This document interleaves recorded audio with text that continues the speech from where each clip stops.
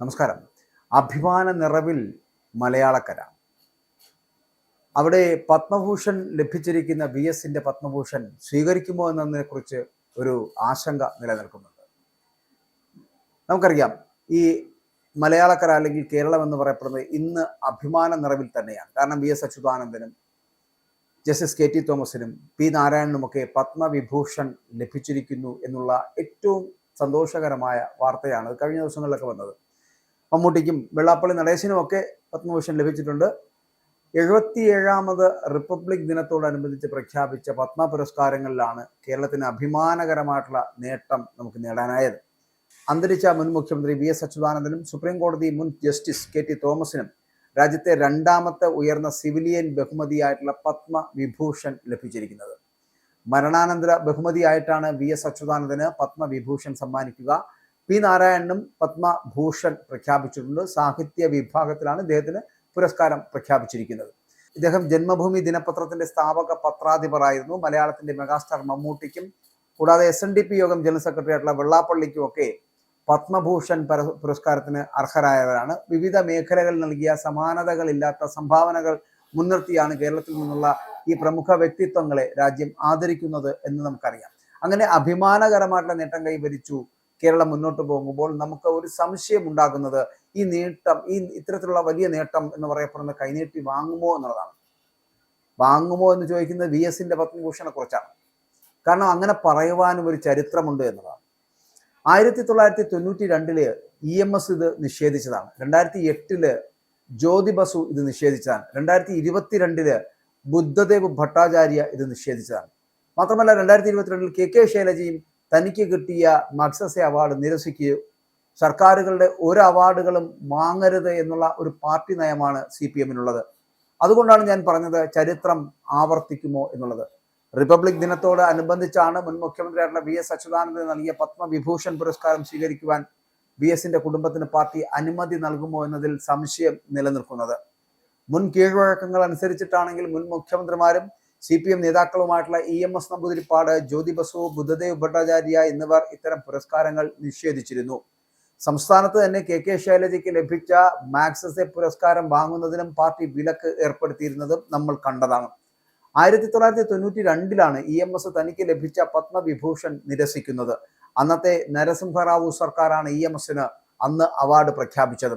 CPM നേതാക്കൾ സർക്കാർ പുരസ്കാരങ്ങൾ സ്വീകരിക്കുന്ന കീഴ്വഴക്കമില്ല എന്നതായിരുന്നു അന്നത്തെ EMSന്റെ പ്രതികരണം എന്ന് പറയപ്പെടുന്നത്. സമാനമായിട്ട് തന്നെ 2008 ബംഗാളിലെ മുതിർന്ന കമ്മ്യൂണിസ്റ്റ് നേതാവായിട്ടുള്ള ജ്യോതി ബസു രാജ്യത്തെ പരമോന്നത സിവിലിയൻ ബഹുമതിയായിട്ടുള്ള ഭാരത് രത്ന പുരസ്കാരം തിരസ്കരിക്കുകയായിരുന്നു. മൻമോഹൻ സർക്കാരാണ് അന്ന് കമ്മ്യൂണിസ്റ്റ് പാർട്ടിയുടെ സമുന്നത നേതാവിന് ഭാരതരത്ന പ്രഖ്യാപിച്ചത്. കമ്മ്യൂണിസ്റ്റുകൾ ജനങ്ങൾക്ക് വേണ്ടിയാണ് പ്രവർത്തിക്കുന്നത് എന്നും ജനങ്ങളുടെ അംഗീകാരമാണ് പാർട്ടി നേതാക്കൾക്ക് ലഭിക്കുന്ന ഏറ്റവും വലിയ പുരസ്കാരം എന്നുമാണ് അന്ന് ജ്യോതി ബസു പറഞ്ഞത്. പിന്നീട് 2022 ജനുവരി 25 ബുദ്ധദേവ് ഭട്ടാചാര്യ രാജ്യം അദ്ദേഹത്തിന് നൽകിയ പത്മഭൂഷൺ ബഹുമതി വേണ്ടെന്ന് പരസ്യമായി പ്രഖ്യാപിക്കുന്നത്. പൊതുമേഖലയിലെ പ്രവർത്തനങ്ങൾ കണക്കിലെടുത്ത് ആഭ്യന്തര വകുപ്പാണ് അദ്ദേഹത്തെ പത്മ പുരസ്കാര പട്ടികയിലേക്ക് പരിഗണിച്ചിരുന്നത്. ബംഗാളിലെ അവസാനത്തെ CPM മുഖ്യമന്ത്രിയായിട്ടുള്ള ബുദ്ധദേവ് ഭട്ടാചാര്യയുടെ വസതിയിലേക്ക് ജനുവരി 25 ഉച്ചയ്ക്ക് ശേഷം ഫോണിലൂടെയാണ് കേന്ദ്ര ആഭ്യന്തര മന്ത്രാലയം ഈ വിവരം ഔദ്യോഗികമായി അറിയിച്ചതും. ഇതിനുശേഷമാണ് ബുദ്ധദേവിന്റെ ഭാര്യയായിട്ടുള്ള മീര CPM നേതൃത്വത്തെ മുൻ മുഖ്യമന്ത്രിയുടെ തീരുമാനം അറിയിക്കുന്നതും. പത്മഭൂഷൺ പുരസ്കാരം ബുദ്ധദേവ് ജി സ്വീകരിക്കാൻ താല്പര്യപ്പെടുന്നില്ല എന്നായിരുന്നു അദ്ദേഹത്തിന്റെ ഭാര്യ CPM നേതൃത്വത്തെ അറിയിച്ചതും. അന്ന് വൈകിട്ടോടെ CPM മുതിർന്ന നേതാവിന്റെ തീരുമാനം വാർത്താക്കുറിപ്പായി തന്നെ പുറത്തിറക്കി. പത്മഭൂഷൺ പുരസ്കാരത്തെക്കുറിച്ച് എനിക്കൊന്നും അറിയില്ല, ഇതേക്കുറിച്ച് ആരും എന്നോട് ഒന്നും പറയുകയുണ്ടായില്ല, എനിക്ക് അവാർഡ് പ്രഖ്യാപിച്ചിരിക്കുകയാണ് എങ്കിൽ അത് വേണ്ടെന്ന് വെക്കുന്നു. ഇതായിരുന്നു ബുദ്ധദേവ് ഭട്ടാചാര്യയുടെ അന്നത്തെ പ്രതികരണം എന്ന് പറയപ്പെടുന്നത്. 2022 വന്നാൽ 2022 KK ശൈലജയും തനിക്ക് കിട്ടിയ മാഗ്സസെ അവാർഡ് പാർട്ടി നിർദ്ദേശപ്രകാരം സത്യത്തിൽ നിരസിക്കുകയായിരുന്നു. ചിലപ്പോൾ വേദനയോടെ കൂടിയായിരിക്കാം. നിപ്പ കോവിഡ് പ്രതിരോധ പ്രവർത്തനങ്ങൾക്ക് നേതൃത്വം കൊടുത്തതിന്റെ പേരിലാണ് മുൻ ആരോഗ്യമന്ത്രി കൂടിയായിട്ടുണ്ടായിരുന്ന KK ശൈലജയെ മാഗ്സസെ പുരസ്കാരത്തിന് പരിഗണിച്ചതും. എന്നാൽ കോവിഡ് ഉൾപ്പെടെയുള്ള പകർച്ചവ്യാധികൾക്കെതിരെയുള്ള പ്രതിരോധ പ്രവർത്തനങ്ങൾ ഒരു കൂട്ടായ പ്രവർത്തനമായിരുന്നുവെന്നും പാർട്ടി നൽകിയ ചുമതല മാത്രമാണ് ശൈലജ നിർവഹിച്ചത് എന്നും അതിന്റെ പേരിൽ ഒരു വ്യക്തി മാത്രം അവാർഡ് സ്വീകരിക്കേണ്ടതില്ല എന്നും CPIM നിലപാടെടുത്തതിന്റെ പേരിലാണ് അന്ന് ശൈലജ ടീച്ചർ അവാർഡ് സ്വീകരിക്കാത്തത്. അപ്പോൾ ഇങ്ങനെ ഒരു വലിയ ചരിത്രം നമ്മുടെ മുൻപിലുണ്ട്. ഭാരതരത്നമാണെങ്കിലും പത്മഭൂഷൺ ആണെങ്കിലും പത്മവിഭൂഷൺ ആണെങ്കിലും എന്തിന് മാഗ്സസെ അവാർഡ് പോലും പാർട്ടി സ്വീകരിക്കുന്നില്ല എന്നുള്ളതാണ്. അവിടെയാണ് മുൻ മുഖ്യമന്ത്രി കൂടിയായ അന്തരിച്ച ശ്രീ സഖാവ് VS അച്യുതാനന്ദൻ ആ സഖാവിന് ഇപ്പോൾ ഒരു പത്മവിഭൂഷൺ നൽകുമ്പോൾ അത് വാങ്ങണമോ വാങ്ങണ്ടയോ എന്നതിനെ കുറിച്ചൊരു തീരുമാനത്തിലേക്ക് പാർട്ടി എത്തിച്ചേരേണ്ടതുണ്ട്. മാത്രമല്ല ഇവിടുത്തെ ഔചിത്യം എന്ന് പറയപ്പെടുന്നത് എന്താണ് എന്ന് ചിന്തിക്കേണ്ടത് കുടുംബക്കാരും ഒപ്പം തന്നെ പാർട്ടിയുമാണ്. പക്ഷേ കുടുംബക്കാർ ഏത് തരത്തിലുള്ള തീരുമാനമാണ് എടുക്കുന്നത് എന്ന് അറിയേണ്ടതുണ്ട്. മാത്രമല്ല ഈ അവാർഡ് പ്രഖ്യാപനം വന്നപ്പോൾ തന്നെ VS അച്യുതാനന്ദന്റെ മകൻ V അരുൺകുമാർ പറഞ്ഞത് അദ്ദേഹത്തിന്റെ ഭാഷയിൽ അദ്ദേഹം പറഞ്ഞത് ജനങ്ങളോട് സംവദിച്ചു നിന്ന നേതാവായിരുന്നു VS അച്യുതാനന്ദൻ. അവർ നൽകിയ സ്നേഹം തന്നെയാണ് ഏറ്റവും വലിയ പത്മ എന്നായിരുന്നു പറഞ്ഞത്. അതായത് അതിലൊരു സൂചന കാണുന്നുണ്ട് പത്മ പുരസ്കാരം സ്വീകരിക്കുന്നതിനെ കുറിച്ച് യാതൊരു വിധത്തിലുള്ള ധാരണയും ഇല്ല എന്നുള്ളത്.